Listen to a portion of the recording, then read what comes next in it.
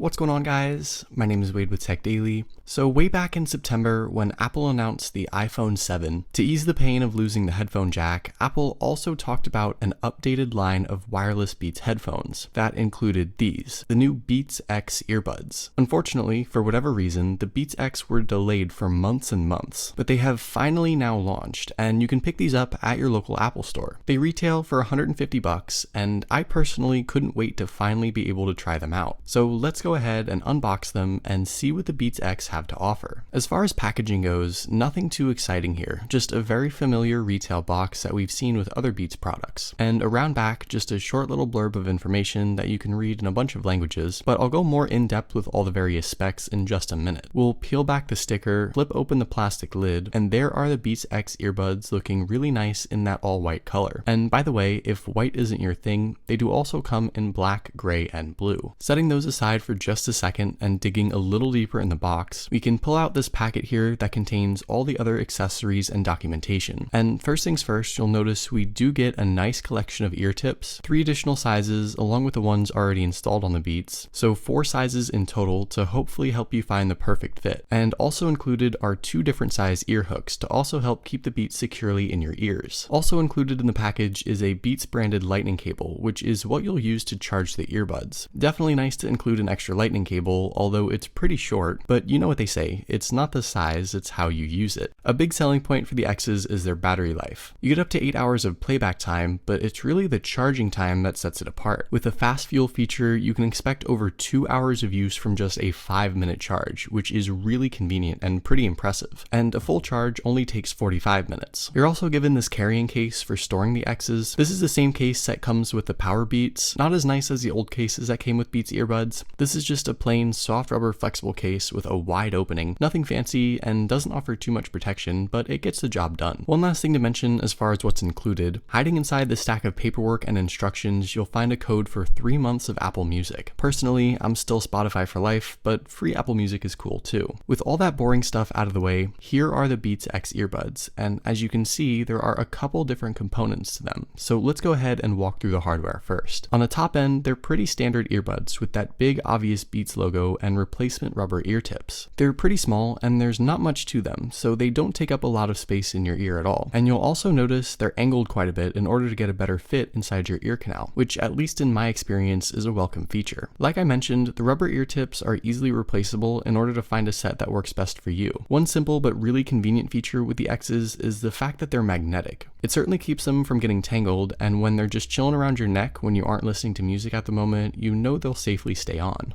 Surprisingly, there are 3 sort of bumps or modules along the cables of the X's. The first is the inline music controls. You've got your volume up and down and play pause buttons as well as a mic. Always appreciate having inline controls. The second one is where the lightning port is located, so you could assume this is probably one of 2 battery modules most likely. If you're an Apple user already, you have lots of lightning cables lying around, so you can use any cables you already have to charge these up to. And the third little bump is where the power button is located, and you get a small white LED indicator when the earbuds are turned on. These earbuds have kind of a neckband design, so a big portion of the cable is a flexible and malleable band that sits around the back of your neck when you're using them. It isn't retractable or resizable or anything like the LG Tones, but overall the cable as a whole is quite a bit longer than something like the Jaybird X3s. In general, the X's are really light, which kind of surprised me, especially with all the components along the cable, and that helps when these are resting around your neck. They aren't exactly the most compact earbuds in the world. They don't wrap up easily because of the stiffer neckband, but you can shove them in the included carrying case or in your pocket just fine. The Beats X have the new Apple W1 chip that we've seen on the AirPods and Power Beats 3, so setup on an iOS device is super simple. Power them on and your iPhone automatically recognizes them and asks you to connect. It's quick and seamless, but if you do run into any issues, they'll be located in the Bluetooth options and settings like any other device. And of course, you can view their battery status directly from the Notification Center widget. Obviously, the most important factors with any pair of headphones are comfort and sound. Because the X's are so light, they're really comfortable to wear, even when they're sitting around your neck or on your shoulders. The neckband stays in place and lets the cable have a little bit of slack so the earbuds don't get pulled out when you're moving around. They personally stay in my ears pretty well with just the standard ear tips that come with them, but I could probably go down a size for a little better fit. I wore these to the gym, and with just some casual movement, they worked out really well for me. Having access to the inline controls is also a big plus. They're readily available, and coming from using using the AirPods for so long, I've really missed that convenient factor of the controls right on the earbuds. My only gripe in the hardware department is probably the overall length of the cable. It does help to have a little bit of slack like I mentioned, so nothing tugs on the earbuds, but these might just be a little too long. You could probably do away with an inch or two and still be fine. What surprised me most about the Beats X was their sound. After listening to these nonstop for a couple days now, I'm not exactly sure how I feel. Right off the bat, I personally heard a noticeable lack of bass, which is surprising given that these are Beats. This is something that Austin Evans noticed in his review as well, and while it isn't a bad thing, the sound profile overall was just very unexpected. It's surprisingly balanced, but I might go as far as to say it's a little too balanced. The AirPods might have more bass than these, and that's saying something. The X's were also a little more muddy than I expected as well. They are wireless, which is something you have to take into consideration when talking about sound quality, but for whatever reason, I don't think they sounded nearly as good as like the Powerbeats 3, for example, which is a little expected, but they aren't that much cheaper than the Powerbeats 3. This will also probably come across as really weird, but personally, I also preferred the sound coming from my AirPods over the Beats X. I sat here for a while with one AirPod and one X in each ear, flipping back and forth between the two, and maybe I'm just used to AirPods now, but again, in my experience, the AirPods just sounded quite a bit better. Everyone's listening experience is different, and I completely understand that. Feel free to disagree with me if you've been able to try them yourself. Other people's ears might be a lot better than mine, but this has just been my experience overall listening to the Beats X's. With all that being said, the Beats X for the average consumer will probably get the job done. They're definitely good enough for casual listening. They're very comfortable and extremely light, and the battery life and fast fuel feature really sets these apart. Being able to charge for 5 minutes and get 2 hours of use is a killer selling point. For $150, I think the price is comparable to the likes of Jaybird and some other quality earbuds, but there obviously definitely is a premium in the Beats name. So hopefully you guys enjoyed this review. Definitely let me know what you think of the Beats X in the comments below. Also, be sure to follow Tech Daily on Twitter and subscribe to the Tech Daily YouTube channel if you haven't already,